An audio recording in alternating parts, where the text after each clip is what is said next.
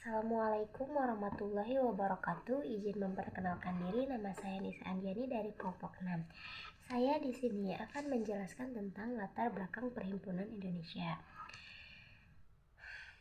Perhimpunan Indonesia atau Indisch Vereniging merupakan perhimpunan mahasiswa Hindia di Belanda yang didirikan pada tahun 1908 atas prakarsa dari Sultan Kusayangan Soripada Harahap dan R.M. Noto Suroto. Lalu, pada tahun 1913, Cipto Mangunkusumo dan Suryaningrat masuk. Lalu organisasi tersebut memasuki kancah politik yang sebelumnya hanya sebagai organisasi pelajar.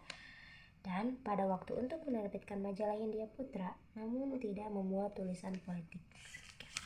Asas Perhimpunan Indonesia. Asas Perhimpunan Indonesia bergerak berdasarkan 3 asas yang telah disepakati. Yang pertama, Indonesia bebas menentukan nasib tanpa campur tangan pihak lain. Yang kedua, Indonesia akan bersatu untuk mencapai kemerdekaan dari penjajahan Belanda. Yang ketiga, Indonesia akan belajar secara mandiri untuk mencapai suatu kesatuan aksi yang digunakan sebagai alat untuk melawan kolonialisme Belanda.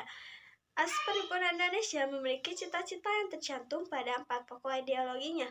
Yang pertama, mengesampingkan perbedaan serta membentuk suatu kesatuan aksi untuk melawan Belanda.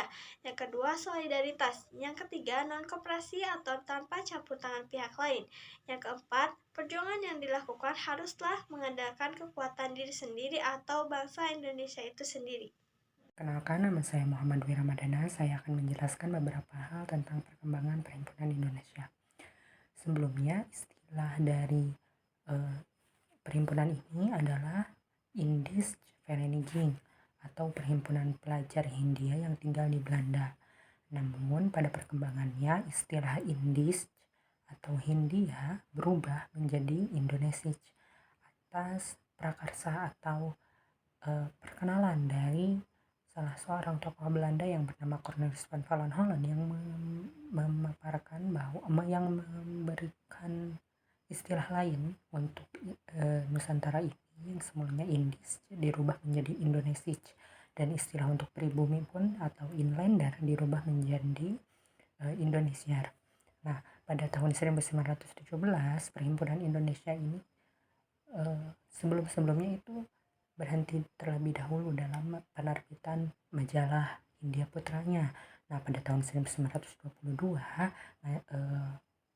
Perhimpunan Indonesia kembali menerbitkan majalah Hindia Putra, namun dengan memasukkan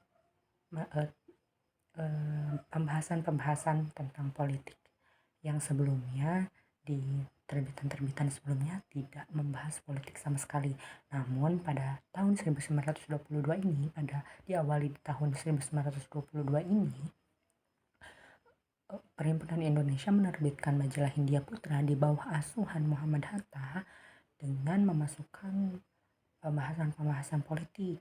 Muhammad Hatta menyinggung soal tentang pabrik gula di Jawa yang merugikan pribumi. Lalu pada tahun 1923, Perhimpunan Indonesia mulai memasukkan pembahasan baru, yaitu tentang ide-ide non-koperasi atau ide-ide untuk tidak bekerja sama dengan Belanda pada tahun 1924. Majalah Hindia Putra dirubah namanya menjadi Majalah Indonesia Merdeka.